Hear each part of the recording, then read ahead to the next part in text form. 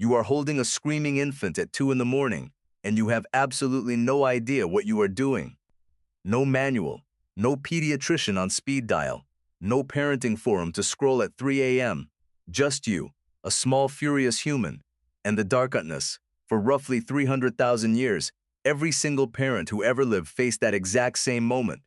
And somehow, almost all of them figured it out, not because they were tougher than you, not because their babies were easier, but because they were doing something so radically different from modern parenting that if you saw it today, you might call it reckless, or you might call it genius. Here is what raising a child actually looked like for most of human history. Your baby never slept alone, not once, not for a single night. From the moment of birth, the infant slept pressed against a warm body. Yours, your partner's, a grandmother's, an aunt's. This was not a choice. It was survival.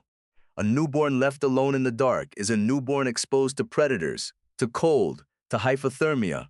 Evolution did not design human infants to sleep solo in a separate room.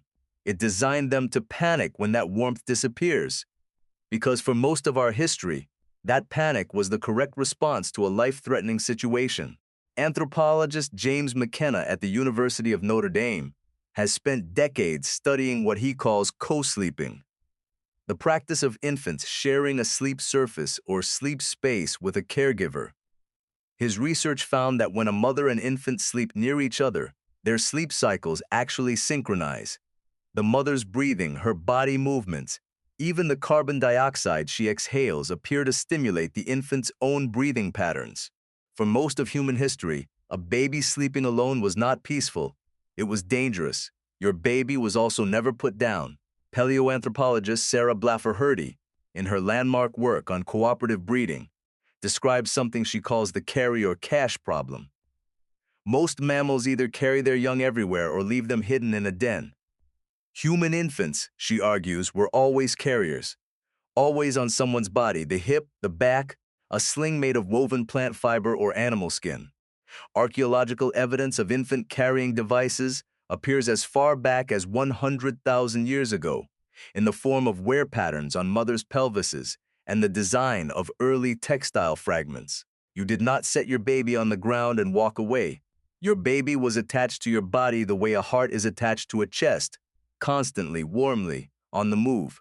And when the baby cried, it was fed, immediately, not on a schedule, not after a set number of minutes, immediately.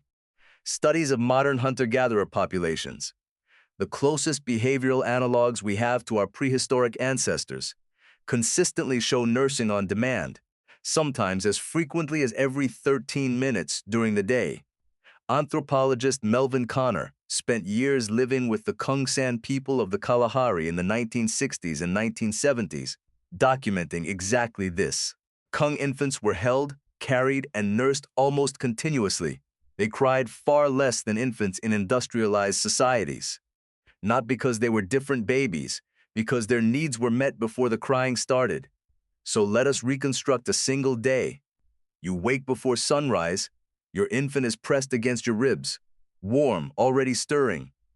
You nurse before you even sit up. Around you, the camp is coming to life. 7, maybe 12 people, spread across a small cluster of shelters.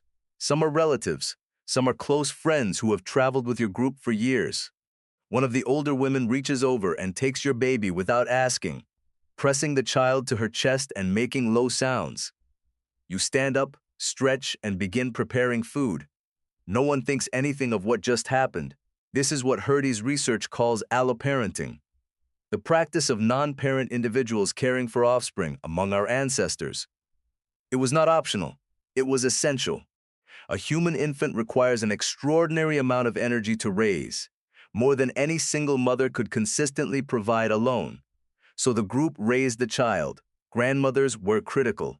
Older siblings were critical. Aunts, uncles, close friends. All of them participated in feeding, holding, carrying, watching, and teaching the young child. Hrdy's cooperative breeding hypothesis suggests that this shared caregiving structure is literally what made us human. That the cognitive demands of navigating these complex social relationships, of reading who was safe, who could be trusted with your child, who would reciprocate, drove the expansion of the human social brain.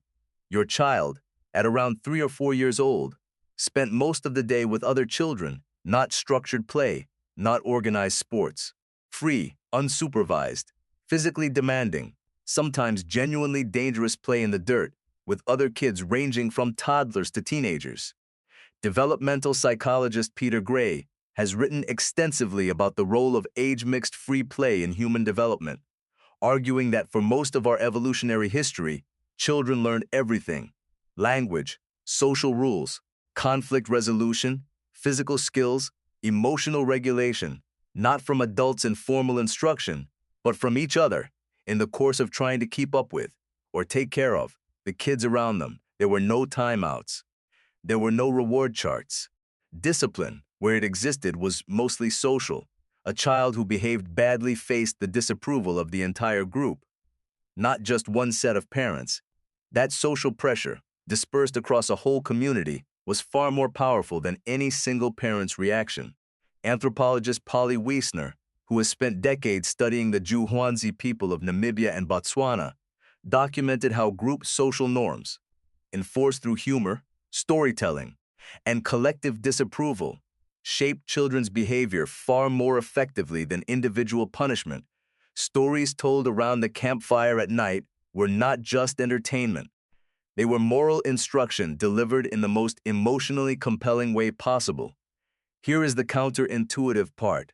We think of intensive modern parenting, the hovering, the scheduling, the stimulation, the optimization, as progress. We think we are giving our children more, but for nearly all of human history, the individual parent was not the primary unit of child rearing. The group was, the village was, the network of trusted adults, grandparents, siblings, and friends who surrounded a child from birth to adulthood, was the system that produced healthy, socially capable humans. And that system has been almost entirely dismantled. The nuclear family, two parents, isolated in a house entirely responsible for one or two children with no extended support structure, is a historical anomaly. It is a few decades old in its most extreme form, and it is exhausting in ways that would have been completely alien to your ancestors, not because you are weak, but because you are trying to do alone what was never designed to be done alone. The loneliness modern parents feel is not a personal failure. It is an echo. It is your nervous system, registering the absence of the village that was always supposed to be there. At 2 in the morning, holding a screaming infant in the dark. You are not failing. You are just doing it without the grandmother who was always supposed to be in the next room.